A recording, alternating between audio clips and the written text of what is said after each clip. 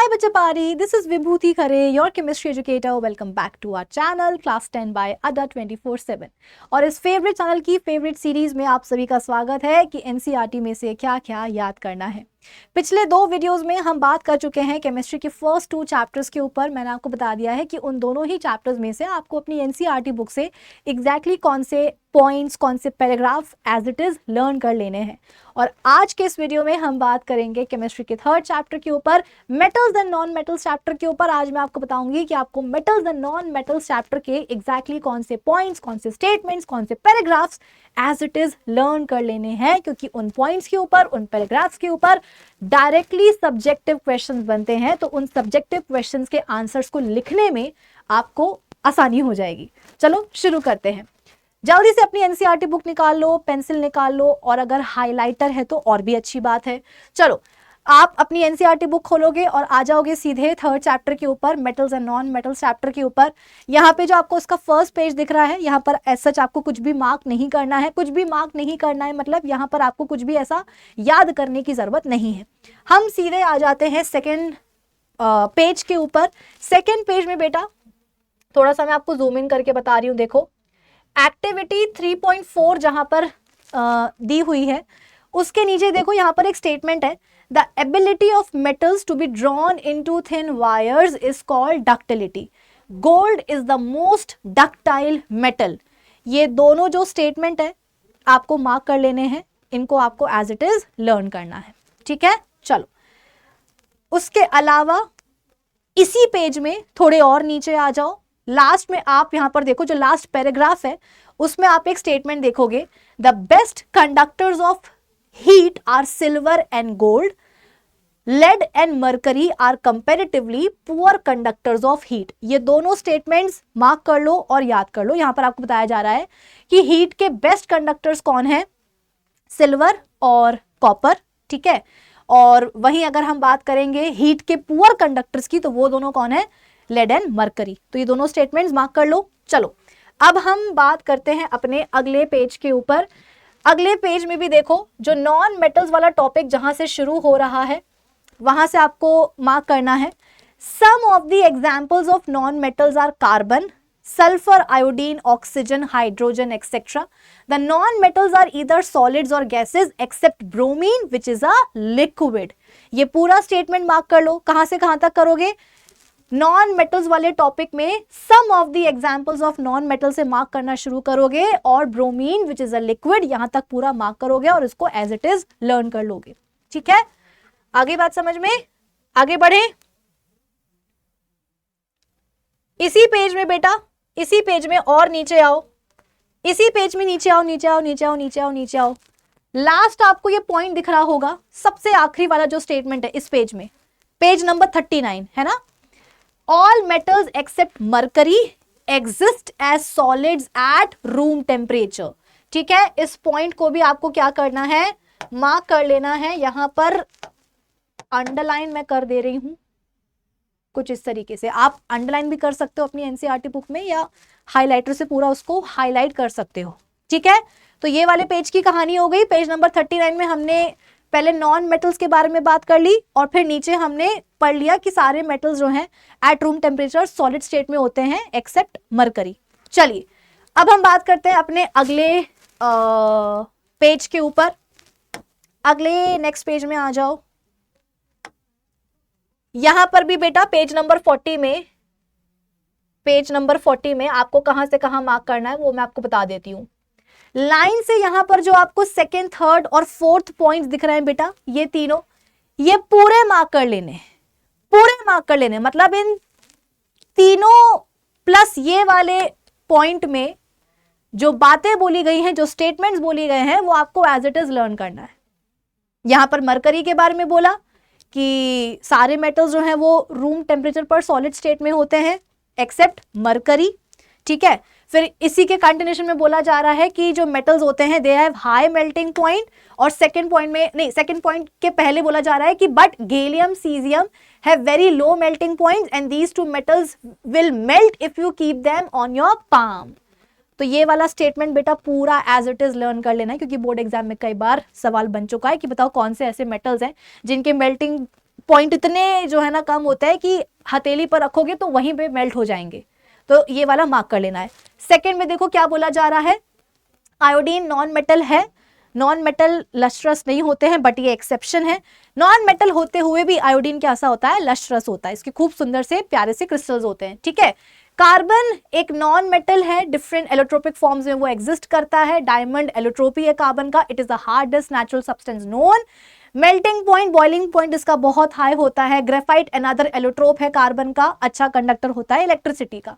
Fourth point में आपसे बोला जा रहा है कि अल्कली मेटल्स मतलब लिथियम, सोडियम, पोटेशियम, ये सॉफ्ट होते हैं, इतने सॉफ्ट होते हैं कि आप इनको नाइफ से कट कर सकते हो, और इनकी जो डेंसिटीज होती हैं वो भी जो है काफी लो होती है, और इनके मेल्टिंग पॉइंट भी क्या होते हैं, काफी लो होते हैं। तो पेज नंबर 39 के एंड में जो आपको यहाँ पर फर्स्ट पॉइंट दिख रहा है, यहां से लेकर के पेज नंबर 40 में जो सेकंड, थर्ड, फोर्थ पॉइंट है, इन सारे पॉइंट्स को आपको मार्क करके याद कर लेना है, ठीक है बच्चों। चलो आगे बढ़ते हैं, अपने अगले सवाल पर आते हैं, सवाल नहीं नेक्स्ट पेज पर आते हैं, आ जाओ। नेक्स्ट पेज पे आपको कहां से देखो मार्क करना है, मैं आपको बता रही हूं, पेज नंबर 41 में आएंगे, 41 के बिल्कुल आखिरी पैराग्राफ में आ जाएंगे। Most metal oxides are insoluble in water but some of these dissolve in water to form alkalis। कि अधिकतर आप बोल सकते हो कि मोस्टली जो मेटल ऑक्साइड्स होते हैं पानी में नहीं घुलते, इनसॉल्युबल होते हैं, लेकिन कुछ ऐसे होते हैं जो घुल करके क्या बनाते हैं, अल्कलीज बनाते हैं। और यहां पर इनके दो एग्जांपल्स आपको दिए हुए हैं, ये दोनों रिएक्शंस भी आपको लर्न कर लेनी है कि पोटेशियम ऑक्साइड और सोडियम ऑक्साइड को पानी में डालेंगे तो इनके रिस्पेक्टिव हाइड्रोक्साइड्स बन जाएंगे, और आपको पता है कि जिनके हाइड्रोक्साइड्स होते हैं ये क्या होते हैं, अल्कली होते हैं, ठीक है। चलिए नेक्स्ट पेज पे आते हैं बेटा, पेज नंबर 42 में आपको देखो पहले ही पैराग्राफ में आपको मार्क कर लेना है, कहां से, थर्ड पॉइंट से, थर्ड स्टेटमेंट से। Metals such as potassium, sodium react vigorously that they can catch fire if they kept in the open, ठीक है। इसलिए इनको प्रोटेक्ट करने के लिए हम क्या करते हैं, इनको केरोसिन ऑयल में डिप करके रखते हैं। एट ऑर्डिनरी टेम्परेचर जो मेटल्स होते हैं जैसे कि magnesium, aluminium, zinc and lead, इनके सरफेसेस पर जो है इनके ऑक्साइड्स की थिन लेयर आ जाती है, प्रोटेक्टिव लेयर होती है इनके ऑक्साइड्स की, और फर्दर ऑक्सीडेशन से ये लेयर बचाती है। आयरन जलेगा नहीं गर्म करने, बट आयरन फाइलिंग्स जो होती हैं वो अगर फ्लेम पर स्प्रिंकल करी जाए तो विगरसली जो है ना जल जाएंगी। कॉपर नहीं जलेगा, but the hot metal is coated with black colored copper oxide, silver and gold do not react with oxygen even at high temperature। तो बेसिकली इस पूरे जो पैराग्राफ में जो है बेटा आपको बताया जा रहा है कि मेटल्स की ऑक्सीजन के साथ कैसे रिएक्शन होती है, कि सारे मेटल सेम रेट के साथ पे तो ऑक्सीजन के साथ में रिएक्ट नहीं करेंगे, किस किस तरीके से करेंगे इस पूरे पैराग्राफ में आपको जानकारी दी जा रही है। तो आपको क्या करना है, मेटल से लेकर के टेम्परेचर तक जो है पूरा मार्क करके याद कर लेना है। फिर उसके बाद में नीचे देखो ये येलो बॉक्स आ रहा है जहां पर आपको एनोडाइजिंग के बारे में बताया जा रहा है। तो एनोडाइजिंग में भी देखो आपको क्या करना है, anodising is the process of forming a thick oxide layer of aluminium. This aluminium oxide coat makes it resistant to further corrosion, ठीक है। यहां से लेकर के एनोडाइजिंग से लेकर के कोरोजन तक आपको क्या करना है, मार्क कर लेना है। चलो आगे बढ़ते हैं बच्चों, और फिर अब हम आ जाते हैं अपने नेक्स्ट पेज के ऊपर, and that is page number 43 में कहां से कहां मार्क करेंगे, देखो फिगर के जो नीचे ही यहां पर जो शुरू हो रही है line, metals react with water and produce metal oxide and hydrogen gas, ये मार्क कर लो। फिर नीचे आ जाओ, मेटल्स लाइक पोटेशियम, सोडियम ये विगरसली रिएक्ट करते हैं कोल्ड वाटर के साथ। सोडियम पोटेशियम के साथ रिएक्शन इतनी विगरस होती है कि हाइड्रोजन गैस जो जल रही होती है, मतलब जो इवॉल्व हो रही होती है, वो आग पकड़ लेती है, ठीक है। तो पहली लाइन मार्क कर लो कि मेटल्स रिएक्ट करते हैं पानी के साथ to produce metal oxide and hydrogen gas. Second paragraph में आओ, मार्क करो मेटल से लेकर के कैचेस फायर तक। नीचे आ जाओ, the reaction of calcium with water is less violent. बस ये है कि क्यों, क्योंकि जो हीट निकल रही होती है, जो हीट निकल रही होती है वो इतनी सफिशिएंट नहीं होती है कि उसको अब्सॉर्ब करके जो हाइड्रोजन है वो आग पकड़ ले, ठीक है। क्योंकि कई बार सवाल ये भी आता है कि कैल्शियम के साथ भी विगरस है रिएक्शन वाटर की, बट आग क्यों नहीं पकड़ रही है, क्योंकि जो हीट निकल रही है वो इतनी नहीं निकल रही है कि उसको अब्सॉर्ब करके जो हाइड्रोजन गैस है वो आग ही पकड़ ले। फिर उसके बाद में कैल्शियम के ऊपर ये भी सवाल आता है, आप लोगों ने PYQs में सॉल्व करा ही होगा कि कैल्शियम जो है वो पानी में जाकर के सरफेस पर तैरने क्यों लगता है। तो देखो NCERT में इसका खुद का पूरा, NCERT में पूरा खुद जो है ना जवाब यहाँ पर लिखा हुआ है, आपको बस इसको याद करना है। Calcium starts floating because bubbles जो होते हैं हाइड्रोजन गैस के वो मेटल की सरफेस पर स्टिक कर जाते हैं और इसीलिए जो है वो तैरने लग जाता है। मैग्नीशियम के लिए बोला जा रहा है कि ठंडे पानी के साथ में रिएक्ट नहीं करेगा, गर्म पानी के साथ में रिएक्ट करेगा, हाइड्रोक्साइड बनाएगा, हाइड्रोजन गैस निकलेगी और ये भी जो है फ्लोट करने लगता है हाइड्रोजन गैस के बबल्स के कारण। Aluminium, iron and zinc react करेंगे लेकिन स्टीम के साथ करेंगे और इनके ऑक्साइड्स बनेंगे along with evolution of hydrogen gas. ठीक है, तो पेज नंबर कौन सा है ये 43 में आपको कहां से कहां मार्क करना है, पहले वाले पैराग्राफ का पहला स्टेटमेंट, फिर सेकंड वाला, थर्ड वाला और यहाँ पर कैल्शियम से लेकर के पूरा हाइड्रोजन तक। ठीक है, तो बेसिकली इस पूरे पेज में आपको ये कवर कर दिया गया है कि मेटल्स की रिएक्शन पानी के साथ में किस तरीके से होगी। नेक्स्ट हम बात करते हैं बेटा पेज नंबर 44 की। यहाँ पर देखो आपको कहां से कहां तक मार्क करना है। वो बोलते हैं ना कि नाइट्रिक एसिड के साथ में मेटल्स की रिएक्शन करवाएंगे तो हाइड्रोजन गैस इवॉल्व क्यों नहीं होती, ये सवाल तुमसे पूछा जाता है। तो एनसीईआरटी में इसका जवाब देखो है कि nitric acid strong oxidising agent है। ठीक है, ये क्या करेगा, पानी को ऑक्सीडाइज कर देगा, खुद रिड्यूस हो जाएगा। तो इस पूरे पैराग्राफ में आपको आपके सवाल का जवाब मिल रहा है। तो क्या करोगे नेक्स्ट पेज में आप hydrogen gas is not evolve when a metal से मार्क करते करते कहां तक आ जाओगे, नीचे तक, हाइड्रोजन गैस तक। इस पूरे को मार्क करके याद कर लेना। ठीक है, चलो नीचे बेटा आपको ये जो येलो बॉक्स दिख रहा है यहाँ पर एक्वा रीजिया के बारे में मार्क मतलब बताया जा रहा है, उसको भी मार्क कर लो। ऑब्जेक्टिव क्वेश्चन बन जाता है कि एक्वा रीजिया क्या है, रॉयल वाटर है, फ्यूमिंग लिक्विड है, 3:1 के रेशो से बनता है। ठीक है ना, कॉन्सेंट्रेटेड होता है, मतलब मिक्सचर होता है जो कि कॉन्सेंट्रेटेड सल्फ्यूरिक HCl और नाइट्रिक एसिड से बनता है इन द रेशो ऑफ 3:1। ठीक है, चलो नेक्स्ट पेज नंबर है आपका 45 जिसमें से आपको कुछ मार्क नहीं करवा रही हूं मैं। ऐसा कुछ नहीं है कि बिल्कुल आपको रट ही लेना है। 46 में भी ऐसा कुछ नहीं है कि आपको लर्न कर लेना है। 47 में भी ऐसा कुछ नहीं है कि आपको अच्छे से लर्न करना है। 48 भी छोड़ दो और यहां पर हम आ चुके हैं 49 वाले पर। ठीक है, 49 पेज नंबर पे आओ बेटा। 49 पेज नंबर पर आपको लाइन से यहां पर देखो 4 पॉइंट्स दिख रहे हैं, physical nature, melting boiling point, solubility and conduction of electricity. ये चारों पॉइंट पेज नंबर 49 पर आ करके आपको क्या करना है बेटा, एज इट इज मार्क करके रट लेने हैं, याद कर लेने हैं, क्योंकि यहां पर आपको आयनिक कंपाउंड्स की प्रॉपर्टीज के बारे में बताया जा रहा है। आयनिक कंपाउंड्स की प्रॉपर्टीज के ऊपर बोर्ड एग्जाम में सवाल बनते हैं, डायरेक्ट क्वेश्चन बनते हैं, सब्जेक्टिव बनते हैं, तो आपको लिखना आना चाहिए। ठीक है, तो फिजिकल नेचर के बारे में बताया जा रहा है कि जो आयनिक कंपाउंड्स होते हैं वो सॉलिड्स होते हैं and are somewhat hard because strong attractive forces लग रहे होते हैं between ions. These compounds are generally brittle और ब्रेक इनटू पीसेस जब प्रेशर अप्लाई करते हैं। तो मेल्टिंग बॉइलिंग पॉइंट्स इनके हाई होते हैं क्योंकि अट्रैक्टिव फोर्सेस स्ट्रॉन्ग लग रहे होते हैं आयंस के बीच में। सॉल्युबिलिटी, ये पानी में सॉल्युबल होते हैं क्योंकि ये खुद क्या होते हैं, पोलर सॉल्यूट्स, पानी पोलर सॉल्वेंट है ना। फिर उसके बाद में इनसॉल्युबल होंगे केरोसिन, पेट्रोल वगैरह में, मतलब जो नॉन पोलर सॉल्वेंट्स हैं उनमें। कंडक्शन पूछा जाता है कि भाई आयनिक कंपाउंड्स जो हैं वो सॉलिड स्टेट में इलेक्ट्रिसिटी का कंडक्शन नहीं करवाते हैं, बट एक्वस सॉल्यूशन और अपने मॉल्टन स्टेट में करवाएंगे। क्यों, एनसीईआरटी में बेटा दिया हुआ है इसका जवाब देखो। The conduction of electricity through solution involves the movement of charge particles. Solution जो होता है आयनिक कंपाउंड का उसमें आयंस होते हैं which move to the opposite electrodes when electricity is passed, तो इलेक्ट्रिसिटी का कंडक्शन हो जाता है। बट आयनिक कंपाउंड्स अपने सॉलिड स्टेट में do not conduct electricity because movement of ions in the solid is not possible due to their rigid structure. कि जो ionic compounds होते हैं वो अपने सॉलिड स्टेट में इलेक्ट्रिसिटी का कंडक्शन इसलिए नहीं करवाते हैं क्योंकि सॉलिड स्टेट में आयंस आर नॉट अलाउड या they are not free to move. ये मत बोलना कि आयंस नहीं होते हैं, आयंस तो हमेशा होंगे लेकिन फ्री नहीं होते हैं मूव करने के लिए in solid state. But ionic compounds conduct electricity in मॉल्टन state. This is possible in the मॉल्टन state because attractive forces वहां पर थोड़े से जो है ओवरकम हो जाते हैं, कमजोर पड़ जाते हैं, इसलिए आयंस जो है वो फ्री हो जाते हैं मूव करने के लिए। मूव करेंगे तो इलेक्ट्रिसिटी का कंडक्शन हो जाएगा। ठीक है, चलो नेक्स्ट पेज पे आ जाओ, पेज नंबर 50 में तुम्हें कहां से कहां तक मार्क करना है। देखो पहले ही पैराग्राफ से शुरू करेंगे। Gold, silver, platinum, copper are found in the free state in nature. Copper, silver जी जो है ना कंबाइंड स्टेट में मिलते हैं एज वेल एज अपनी सल्फाइड और ऑक्साइड ओर्स में मिलेंगे। मेटल्स जो कि रिएक्टिविटी सीरीज में ऊपर आते हैं, पोटेशियम से एल्यूमिनियम तक, इतने रिएक्टिव होते हैं कि ये हमेशा ही कंबाइंड स्टेट में मिलेंगे, कभी भी फ्री एलिमेंट्स के तौर पे नहीं मिलेंगे। मेटल्स जो होते हैं रिएक्टिविटी सीरीज में जिंक से लेकर के लेड तक ये मॉडरेटली रिएक्टिव मेटल्स होते हैं और ये हम भी अपने ऑक्साइड, सल्फाइड्स या कार्बोनेट्स और में मिलेंगे। ठीक है, तो ये पूरा पैराग्राफ आपको ये बता रहा है कि कौन से मेटल्स आपको फ्री स्टेट में मिलेंगे, कौन से मेटल्स आपको कंबाइंड स्टेट में मिलेंगे।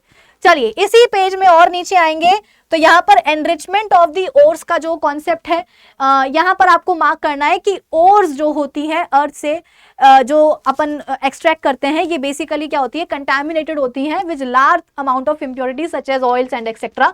इनको मिला करके अपन गैंग बोलते हैं। तो गैंग का रिमूवल करा जाता है और इस प्रोसेस को अपन क्या बुलाते हैं, एनरिचमेंट ऑफ दी ओर बुलाते हैं। तो एनरिचमेंट ऑफ दी ओर को यहाँ पर एक्सप्लेन किया जा रहा है।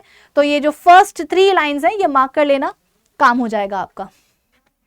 चलो अगले पन्ने पर आते हैं, दैट इज पेज नंबर 51। यहाँ पर extracting metals low in the activity series के बारे में बताया जा रहा है।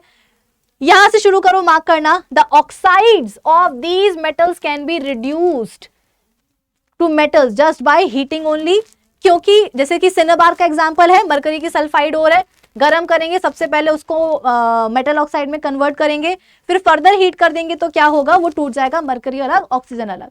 ठीक है, तो यहाँ पर क्योंकि बेटा सिनेबार मरकरी की सल्फाइड ओर के ऊपर कई बार बोर्ड एग्जाम में सवाल पूछा जाता है, तो तुम्हें एज इट इज यही लिख करके आना है, अपना दिमाग नहीं लगाना है। चलो नेक्स्ट और नीचे आ जाओ पैराग्राफ में।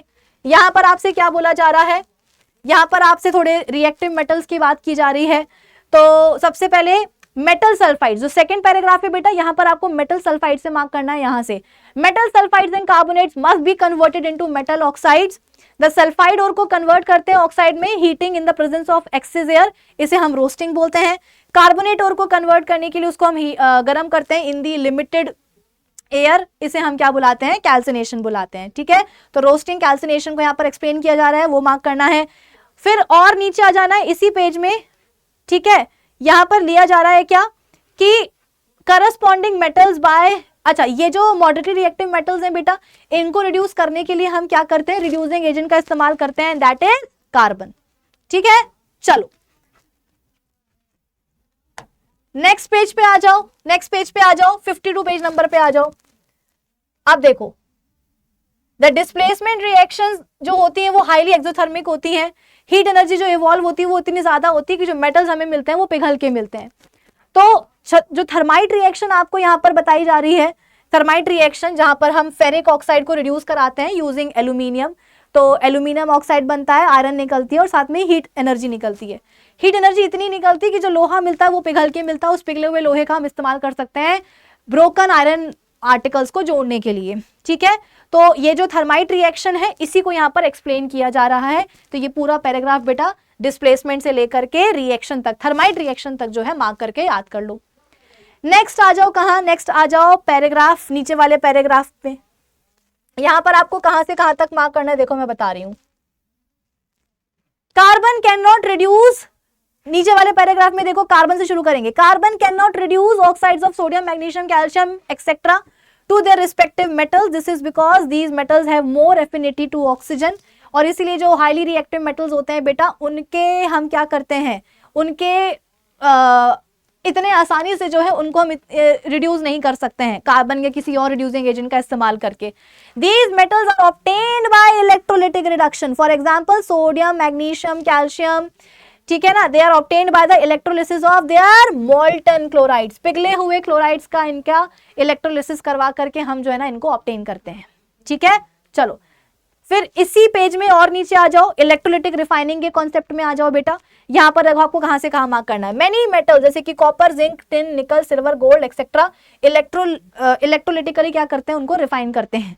फिर नीचे आओ, ऑन पासिंग द करंट से मार्क करो through the electrolyte, pure metal जो होता है फ्रॉम द एनोड। अभी कुछ दिन पहले मैंने एक सवाल लगाया था तुम लोगों को और तुम लोगों ने उसमें कहा था कि नहीं मैम एनोड से तो इम्प्योर मेटल निकलेगा।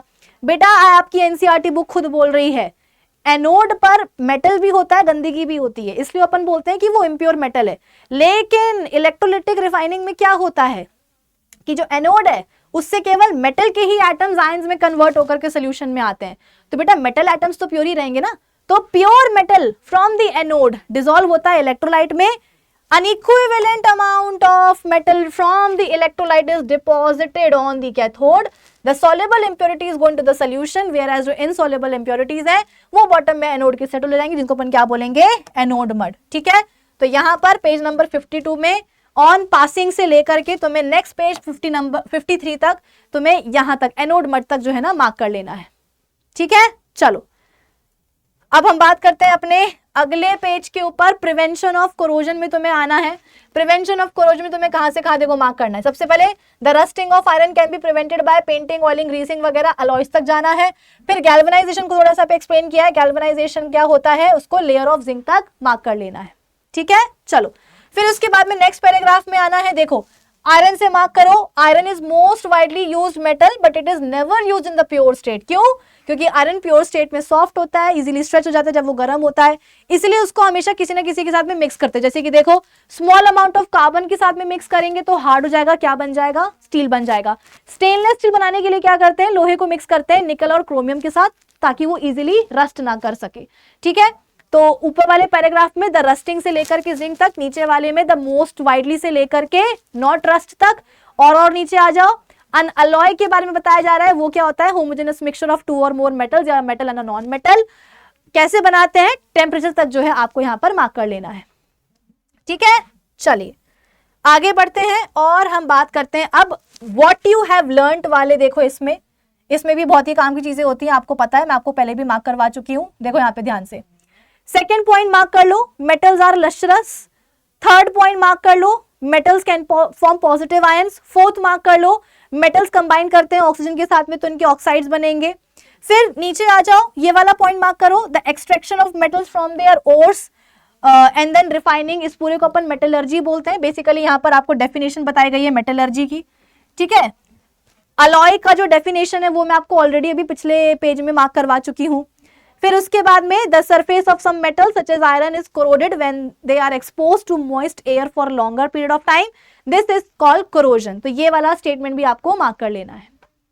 ठीक है, तो आई होप कि इस वीडियो में आपने सारे वो वाले पॉइंट जो मैंने आपको बताए हैं ये अच्छे से मार्क कर लिए होंगे अपने एनसीईआरटी बुक में। और बेटा मार्क करके ना छोड़ नहीं देना है, इन्हें याद कर लेना है, अच्छे से याद कर लेना है, ताकि इनके ऊपर जब सब्जेक्टिव क्वेश्चन बने आपके बोर्ड एग्जाम में तो आपको बहुत सोचना ना पड़े, आपको ऑलरेडी वो आंसर्स लर्न होंगे। तो आप क्या करोगे? बस उनको जल्दी से लिख लोगे, अपने आप से फ्रेम करने की भी जरूरत नहीं है। एनसीईआरटी के शब्द ही आपको क्या करने हैं? अपने आंसर शीट में लिख देने हैं। इस वीडियो के लिए इतना ही, मिलते हैं अपने अगले वीडियो में जहां पर हम बात करेंगे अपने 4th चैप्टर के ऊपर, carbon and its compounds chapter के ऊपर। Bye bye.